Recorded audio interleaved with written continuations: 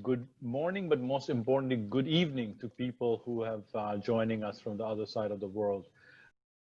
I can only see OP, so I want to use OP as an example of our global team. OP, thank you very much for joining, and everyone who is using the evening to join this. I think most of you know that we've been working for the last few years on a World Resource Report on cities called Cities for All. And we thought this is a moment. So what we have actually been working on various pieces, I'll describe that in a minute, where we at this moment actually putting together the synthesis piece of how do we bring together this. And so we thought it would be a fantastic moment to share what we have done, what we're thinking for synthesis, and really create a discussion with you about how best to synthesize so it's most useful for all of us as a community. But more importantly, also share what the content and the content that's been created of this work. So that's the purpose of it. I will open up with a few thoughts. After that, Anjali, who has been leading this work, will summarize where we are, what the key findings are, some of the work that we have done, how are we poised in our synthesis work that is actually getting written as we speak. And then we'll open up for discussion, and Robin, who you see there, is going to moderate that discussion. And we have, I hope we can get started with some thoughts from across the world, but especially from the countries. And OP, I'm really hoping that you share some of your perspective to get the discussion rolling. So that's what we're going to do. The rules of Zoom are supremely clear to all of you. You can turn off you're welcome to turn off your video if you would like to, so that we're more of a community. It's absolutely fine if you are in your PJs. I don't want to, that's fine, absolutely.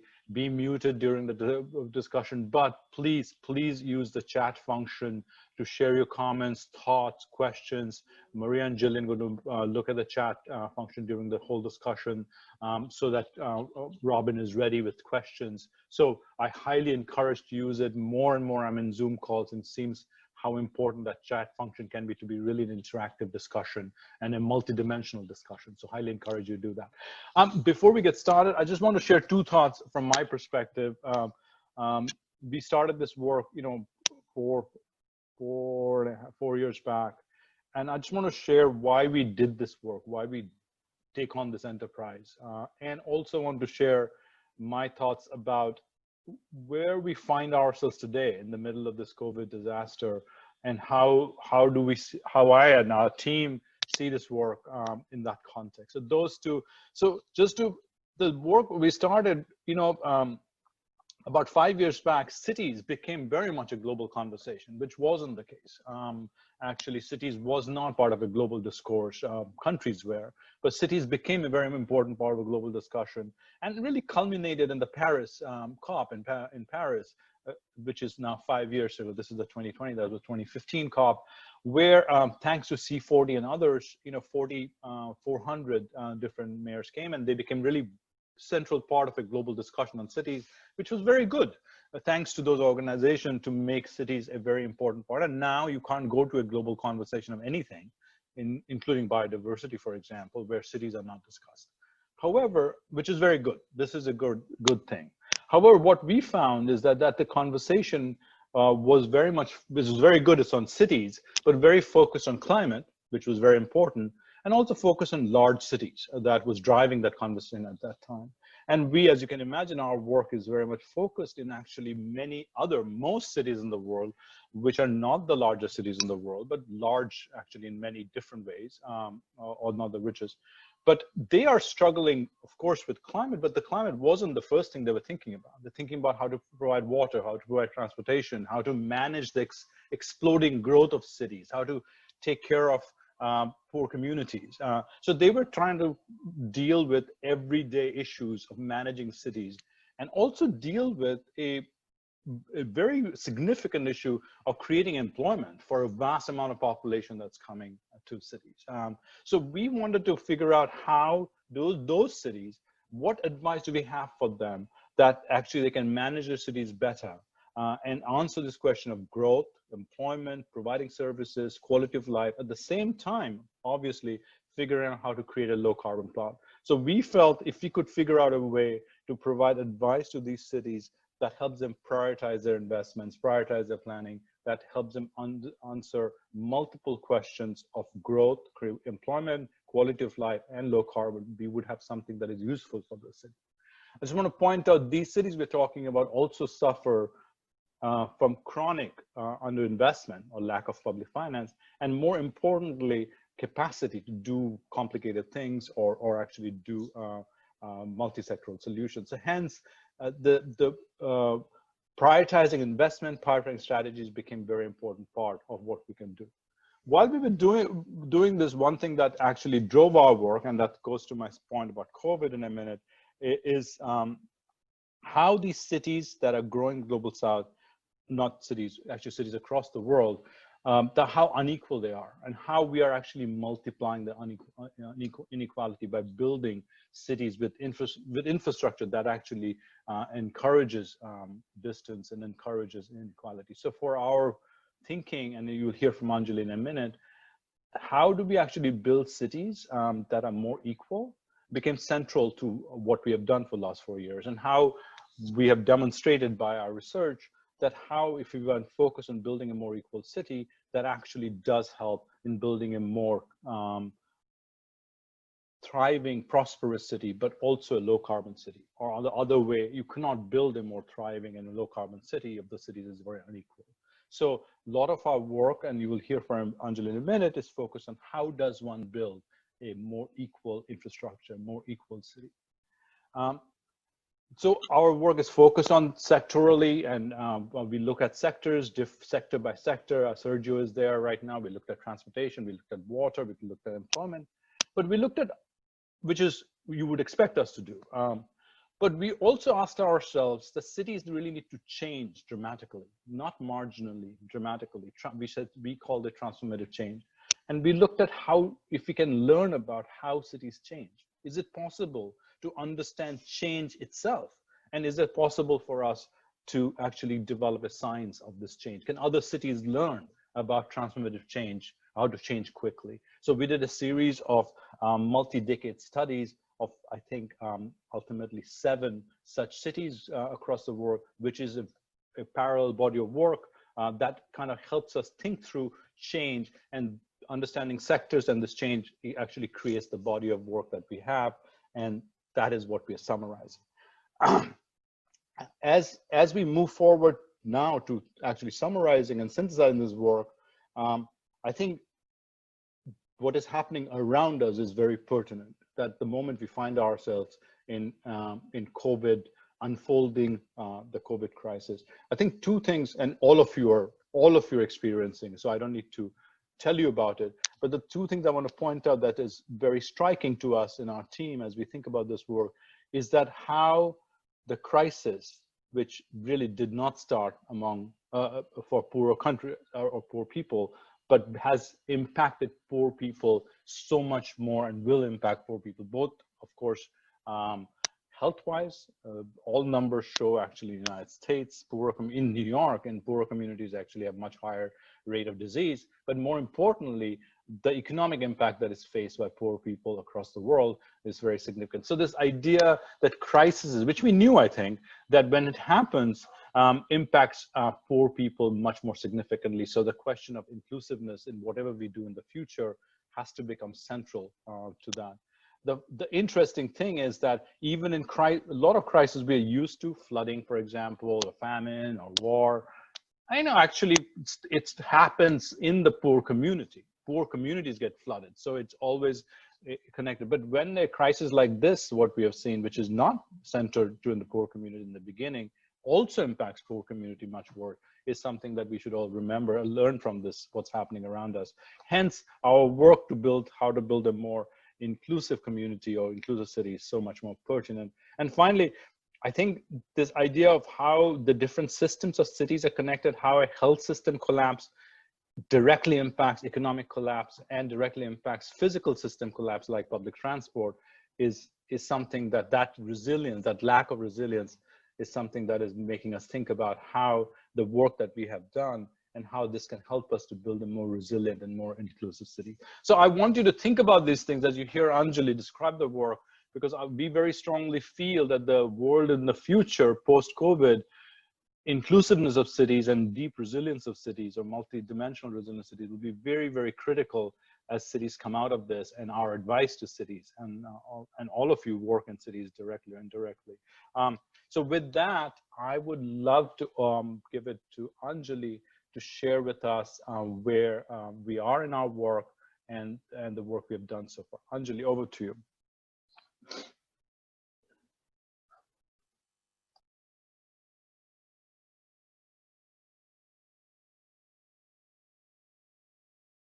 Anjali, we can't hear you actually. Can you hear me now? Perfect. Yeah. And can you see my screen? Yeah, but it's in, can you go to presentation mode?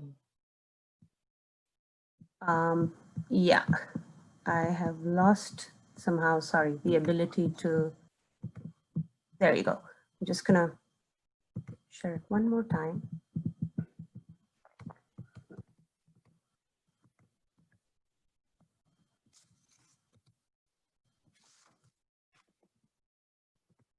Sorry about that, everybody.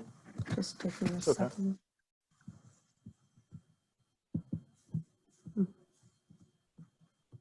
Maybe it is too heavy a file. Let's just try it. Yes, do you see that? Perfect, go ahead. Okay, so thank you so much, Ani, and thank you everybody for being here. We're really excited to be at this moment to share this work with you. We just completed writing the very first draft of the WRR synthesis report, and this is really the right time. We have some ways to go. The report is going to be put through review. We're going to be sharpening the messages, but this is exactly the time when we would like your feedback, and we really invite you over the coming months to share with us different ways in which you think this work might connect with what you're doing. Before I begin, I also just wanted to give a shout out to the rest of the WRR team. There's Robin King online, Maria Hart, Gillian Du, and of course Ani, all of who have been really instrumental in all these years that we've been painstakingly putting together this work. So let me just start, Ani described a little bit of this context, but I want to show you a lot of the analytics that went into how we framed the work. And I'm going to talk about a set of trends we analyzed. We looked at, how will the next generation of urbanization be different in coming years? When we started this work in 2015, I think at that time the world had turned majority urban, around 2008, 2009 that had happened. So in 2015, the world was 54% urban, and we're supposed to be 2/3 urban by 2050. 2.5 billion more people are going to be added to cities, as the projections say. And so this wave of urbanization is going to be very different from the way it's unfolded in the past. And here's how. One, urbanization has shifted to low and middle income countries. We're seeing on this map here projections we had for how urban population will grow over 15 years between 2015 and 2030. And you see where those dark green circles are. They're primarily concentrated in South Asia, Southeast Asia, Sub-Saharan Africa. I also want to just mention here that within these regions, it is the cities with, the smaller cities with the lower level of resources, the cities with the 1 to 5 million population range that are growing the fastest, as our data shows.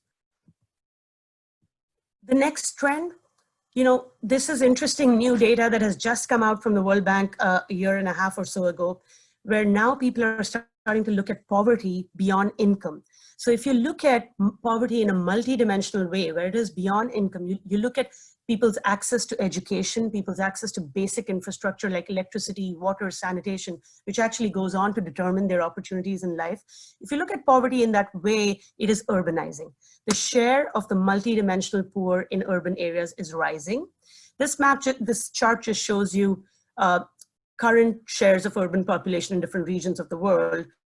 It's the lowest right now in South Asia and Sub-Saharan Africa, the share of the urban population. However, the share of the multidimensional poor located in urban areas is the highest in these regions. And these are the most rapidly growing regions. So again, that is a big trend to flag at the beginning. Ani made this point. We gathered some data at the beginning on 30 cities just to get a sense of, what is the capacity of different types of cities. And we use a simple indicator, municipal budget per capita. And we find, again, this chart is ordered from left to right across, African cities, Asian, Latin American, and then going on to the last 3 or 4 cities in the so-called global north across Europe, Japan, and the US. And you see that for the same level of population, some of these rapidly growing cities in sub-Saharan Africa, South Asia, have the least resources per capita to deal with this impending wave of urban population. And you see, for example, 8 million people or so roughly in Bangalore, in Guangzhou, China, and in New York City. But the resources available to these cities are orders of magnitude different. Bangalore is almost 150 times lower than New York City. We also know that urban growth is concentrated in cities with the highest levels of informality. Now, when we talk about informality, we're looking at it in a few different ways. We're looking at informality of employment. We're looking at informality of land development patterns, so informal settlements that you see growing in so many of these cities. And these are just two key stats that we have in our framing paper from the beginning. 50 to 80% of employment in many of these regions where urbanization is happening is informal. More than 1 billion people today live in slums or informal settlements. Now, there is a heavy environmental cost to these current patterns of urbanization. This is, again, an interesting new statistic from the International Resource Panel, where we see that if current trends continue in business as usual conditions, the resource requirements for future urbanization will increase 125% between 2010 and 2050. And this is chiefly going towards supporting growing cities and the expansion of existing ones. And I'm only talking about the resource consumption here, but we also know that the way cities are expanding, where they're growing into ecologically sensitive zones, into watershed areas, biodiversity zones, floodplains, and so on, has an immense cost in terms of just resilience. It's a big issue now that we're facing with water resilience in so many cities. So there is this huge impact on the environment. And this is the last trend I want to kind of leave you with as we set up the story. Rapidly urbanizing countries in Asia and Africa are the most vulnerable to climate impacts. This is a map from a set of maps from an interesting paper that was used as part of the IPCC report. Just shows you where multi-sectoral risk, climate risk, is concentrated in the world, and where vulnerable populations in terms of their density are concentrated. Again, just a striking alignment in where these regions are. It is very similar to the maps I just showed you about where urban populations are growing. It's South Asia, Southeast Asia, Sub-Saharan Africa. And I find this statistic from the report very striking, that at 2 degrees of global warming, 2.7 billion people would be exposed to risk. 91 to 98% of those most exposed and vulnerable live in Asia and Africa. So with that, I just want to talk a little bit about what do these urbanization trends mean?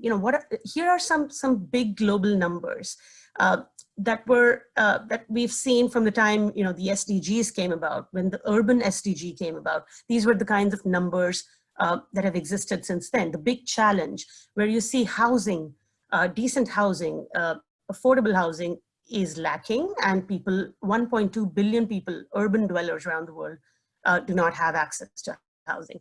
Energy, water, more than half the urban population of the world does not have access to reliable, safe, good quality water or energy. Sanitation is lacking for 64% of the urban population. I already mentioned 80% of the urban population works in the informal labor force. And then the way we are seeing land expanding, this point I was just making about environmental degradation, 80% of urban land area increase is expected just in the next decade. So with that, I wanted to kind of get into what our research question was as we began. And this was it. As Ani said, as the world continues to add these 2.5 billion people to cities, how can cities drive greater equity And in doing so, because it's all linked, in doing so, achieve higher economic prosperity and better environmental quality overall, citywide. When we started, we also were very conscious of the fact that there is a huge diversity across cities. If you're going to come up with priorities for cities, we cannot do that in this one-size-fits-all way. And so we came up with an analytical framing, a way to categorize cities based on where we're likely to see the biggest capacity gaps, where the challenge is going to be the biggest. And just quickly to explain these quadrants, what we have is basically income in 2015, city income, measured as GDP per capita going from low to high. On the y-axis, you have the extent to which the city's economic growth or income growth keeps pace with its population growth. So if you're low income today, and you have an urban population that's going to grow way faster than your income is going to grow, you're going to struggle. You're going to be a struggling city with respect to meeting the needs of this growing urban population. Emerging cities are where you're low income today, but your economic growth is more or less keeping pace with your population growth. And so you're being able to, it's challenging, but you're being able to meet some of those needs. Thriving cities, everything on the right side of this top right chart, are high income cities where they're thriving or they're stabilizing. Their economic growth may be, high or low, but for the most part, they're high income. They can meet this challenge. And if you start to plot these cities, we looked at about 800 cities, you start to plot them on a map, it's very interesting to see the regional clustering. Very similar to the maps I've just shown you. The struggling and emerging cities are primarily concentrated in South Asia, Sub-Saharan Africa, Southeast Asia, but some in Central and Latin America and Eastern Europe as well. So we found this a very interesting way to just capture that diversity in cities. And then this leads us to what we're calling the urban services divide. What is the way citizens experience these struggling and emerging cities? How are things on the ground? And this is what we try to capture in this. You guys are seeing this graphic for the very first time. We're just developing it for the synthesis report. But what it shows you on the bottom brown line is the experience of an underserved household with poor access to sanitation, decent housing, energy, or transport.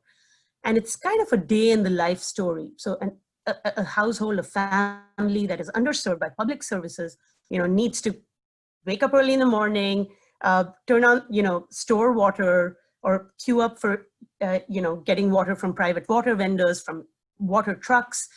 They may not have easy access to transit. They're making long commutes. They're walking long distances to access public transit. They have intermittent access to power supply. They may be living in poor quality living environments in crowded slums with worries about eviction at any time. So that is kind of the story of an underserved family. On the other hand, the top line kind of shows you a well-served family with reliable access to water, energy, all of these services that we're talking about. And what this also means is all the time and cost that the underserved household spends in trying to meet those daily needs affects their productivity. It drains their productivity. It reduces their opportunity for saving income, greater prosperity, greater health, greater well-being. So let me move to this. Now we know that the majority of urban residents in the global south are on that brown line, that lower brown line. We had a couple of data points that indicated it was up to 70%, but really it is higher in many cities. 70% of people are underserved. And what does this mean? The most important thing here that I want you to take away is that the gaps in public service provision lead to self-provision. And this is often done in illegal, informal, unsafe, or unregulated ways. So think about all the things people do. If you're affluent, you're probably digging your private bore wells to access water. You're using private vehicles. If you're middle class, you can't rely on a car. You can buy a two-wheeler maybe.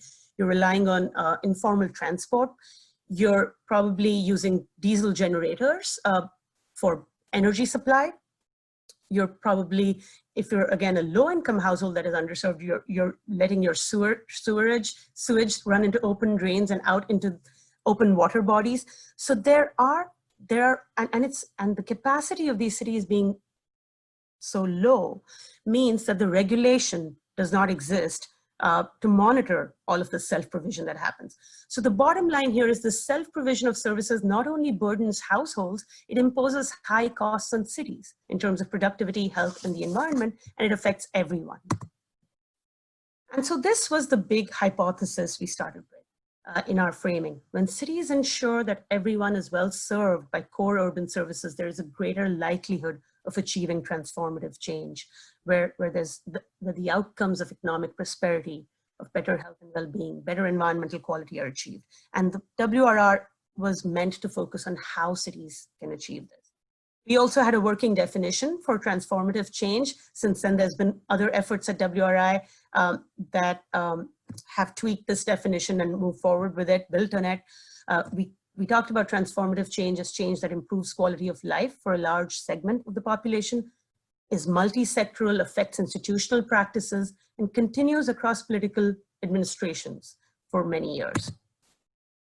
This diagram shows you what the theory of change of the whole effort is where we're saying equitable access to these core services and opportunities in the city in terms of secure employment can lead to transformative change and help achieve these outcomes. On the other hand, the way we're seeing things today, inequitable access has these huge economic costs, livelihood and health burdens, and environmental degradation. So the framing focused on looking at equitable access to urban services and opportunities as an entry point to transforming cities. To explore this, we set up the WRR in the way you see here.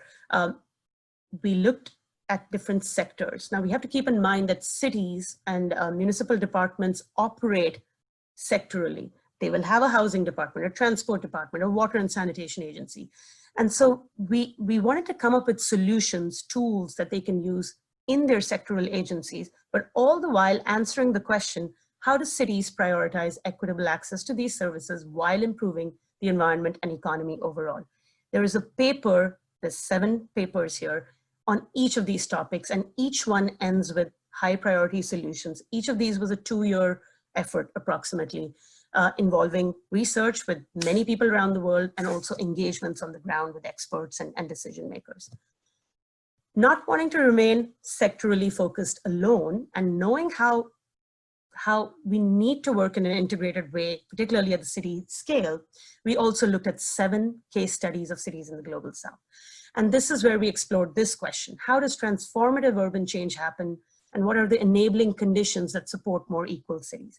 We looked at how specific cities have actually made interventions in one or more of these sectors and been able to see that transformative change, those outcomes we're talking about, greater access for more people, better economic prosperity, better environmental quality happen. And these are not, I should qualify, all sort of best practices or good practices. These stories are very interesting. They try to capture over a long period of time the messiness of how this process takes place and all the enabling conditions, the triggers that help make it happen, and all the inhibiting conditions as well.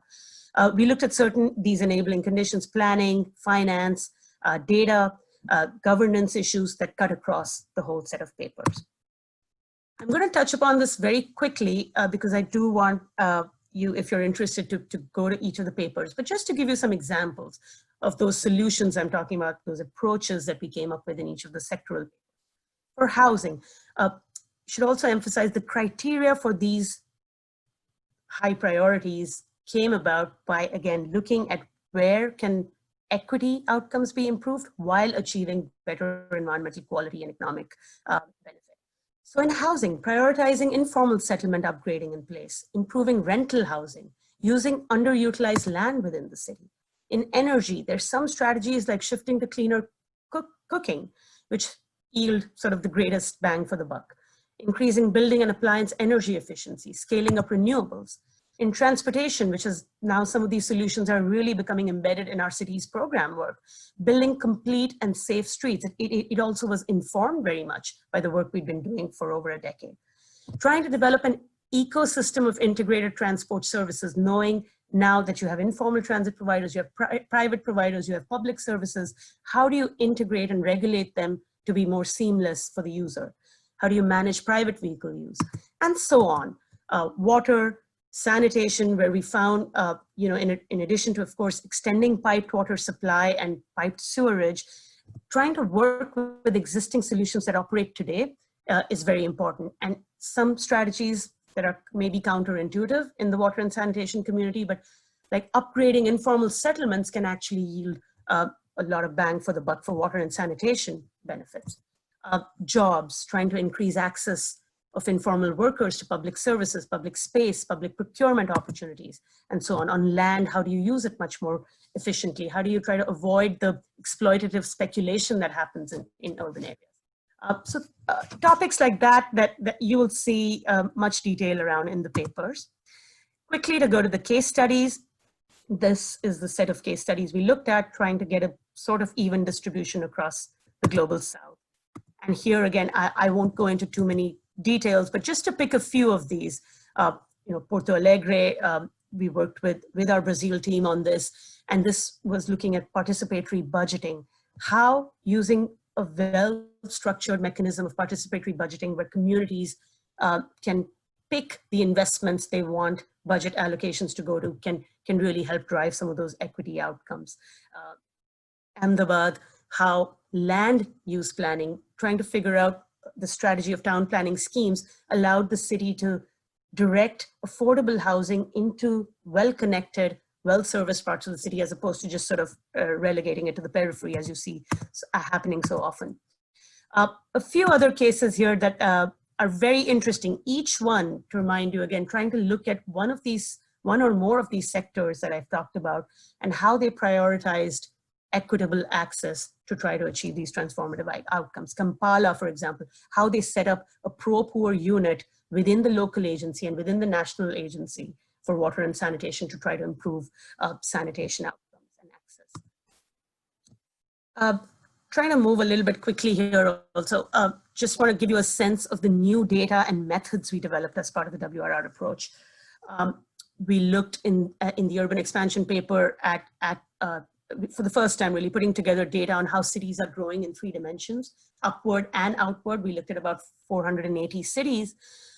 And you see very interesting patterns. Of course, mostly cities are expanding outward quite rapidly, but it also led us to study some of the drivers for this, how poor land regulation, weak enforcement of land use plans is driving some of these growth patterns and struggling in emerging cities. Very interesting to also see how upward growth, where we're talking about that efficient use of land, is so much more concentrated in the East Asian cities, Chinese cities primarily, and parts of Europe. Noticing major gaps really in the global data on water and sanitation access, how it doesn't capture the quality of water and sanitation access, the affordability of it. We gathered our own data in 15 cities through researchers working on the ground, and came up with some striking results about how 41 million people rely on unsafe or unaffordable water sources around the world. And if you try to capture the amount of money they spend on this, for example, places like Mumbai and Karachi, where they spend where tanker truck water that they rely on is 30 to 50 times more expensive than piped water supply. We looked at methods in our transportation paper on how to measure access to jobs, where it's not just focused on the transport modes you have access to, but your location within the city. Often these two things don't come together, but we try to develop this new analytical framing to try and categorize who's underserved by transport in the city, stranded underserved, mobile underserved, and try to kind of locate them around in the city. We did this as a case study for Johannesburg and Mexico City, and it's kind of clear from this map how some of those people, the segments of population that we're calling stranded underserved, who just do not make trips because they cannot afford any transportation mode. The mobile underserved, who spend huge amounts of money or time on commuting. They're located in the peripheral areas of the city primarily. And so now we're in the synthesis phase. And this is the question where we are kind of looking for your feedback on. Are there a set of conditions or building blocks synthesizing across this entire body of work, these 14 papers I've talked about? Are there building blocks that enable cities to bridge the urban services divide and achieve transformative change? And I want to go over this quickly. These ideas are still developing, but just to share with you some of the findings. And first, we're seeing through our different case studies, through the different sectoral papers we did, this huge role for disaggregated city and local data. The fact that we need to piece together data from multiple actors for problem solving and decision making, and particularly working with communities on the ground to identify their needs and respond to them better. We need targeted financial investments, not just spatially within cities, in underserved communities, but to also increase affordability. So targeted at subsidies and mechanisms that help increase affordability, not just coverage of services, but mechanisms to increase affordability. Urban land management is becoming central to equitable service delivery overall in cities. We've seen how it can also be a source of finance, local source revenue for cities. And it is really central to transport provision, water and sanitation provision, what you see happening with informal settlements, so much of what we've talked about. In terms of processes, we found, this was a big lesson from our case studies, that you may have political leadership at the highest level and political commitment, but on its own, it doesn't achieve much unless it is kind of reinforced by coalitions of diverse actors coming together and kind of galvanizing that political commitment to change. Multiple case studies, the Kampala case, the Johannesburg case, the Pune case in particular, talk about how these coalitions of experts and actors got together to reinforce the leadership at the city and state levels. We also want to talk quite a bit through our cases of Johannesburg, of Porto Alegre, about the alignment that you need across scales of government and the collaboration you need to drive change. Inclusion of informal workers is essential to trying to achieve these transformative outcomes. The cities that have been able to get that right have been able to become, the informal workers underpin the city's formal economy. And so it's a way to increase prosperity for the city overall. And last, sorry, I can't see my own thing. As I mentioned for water and sanitation solutions, there is a mix of solutions currently being used in cities today. There are private providers, informal providers for transport, for water, for sanitation. And while we can't expect cities to immediately get out there and expand the piped water network or expand the public transport network in the short term, what we talk about is this ladder of service delivery in the synthesis report, where you should be able to harness as a city these existing solutions and combine them with more formal solutions so that you expand access in more parts of the city and to more segments of the population. Quick time check. I'm going to take just 1 or 2 more minutes to talk about. So that was a lot of the substance. Just to talk about the process we've been through so far. Ani talked about how when we began in 2015, that was the year when the SDGs were adopted. And then you had the Paris Agreement soon after. We've been kind of on this journey pretty much throughout this period. We had the Habitat 3 conference in October 2016, where the framing paper of the WRR was launched. And the new urban agenda with many of these themes, similar themes, was adopted by so many nations. And since then, looking at the World Urban Forums and so on, we've tried to engage with communities around the world and bring these messages to light, really. I'm sorry. And then I wanted to talk about the way in these last few years, this work has influenced our own program and across WRI. I'm not going to go through all of this, but just to say, our Mexico office started developing an urban equity index, starting to look at spatially within the city where these vulnerable populations are located who have poor access to transport or jobs or water or sanitation. We worked with C40 on producing inclusive climate action planning guidelines, where many of the same sectors we're talking about are also important sectors for climate action. So we were able to come up with really explicit guidance for cities on how they can make their climate action plans much more inclusive. Sorry. We looked at the Global Commission on Adaptation work, where we brought in some of these messages in the city's research and action track. and so on and so on. The Africa strategy that we're working on with Vanjira quite closely on, the cities pillar of it is getting informed quite a bit by this work, and so on. I hope there's many more opportunities to integrate this into our programmatic activities. The timeline ahead from here on, it's been 5 years of research and writing. We've been engaging, with Andrew, Manish, Janet, and others through workshops with the executive team. Like I said, we've been at some of these global forums, the World Urban Forum and so on. But one of the important things we started doing in this past year is country level engagements. We had a really nice, well-attended workshop, thanks to OP, Madhav, and others in India in December, where we tried to figure out, how would you advance some of these messages and ideas in the WR, some of these sectoral priorities we've talked about in one country? What would it take? And we tried to bring together a really diverse group of stakeholders to discuss that and to see if these messages we're coming up with in the synthesis resonate. We also were supposed to do a workshop in Ethiopia. That could not happen. That was scheduled for March. We instead ended up doing a webinar. But again, just some very rich insights that people brought to the discussion about how these ideas can be actually advanced on the ground. And now we're going to be getting into the review phase over the summer. We're trying to do these webinar series for, more internal dissemination of these ideas. We haven't had the opportunity to do too much of that, but this is the year where we're really trying to get this message out and hoping, winter of this year, latest early 2021 is when we should be able to launch.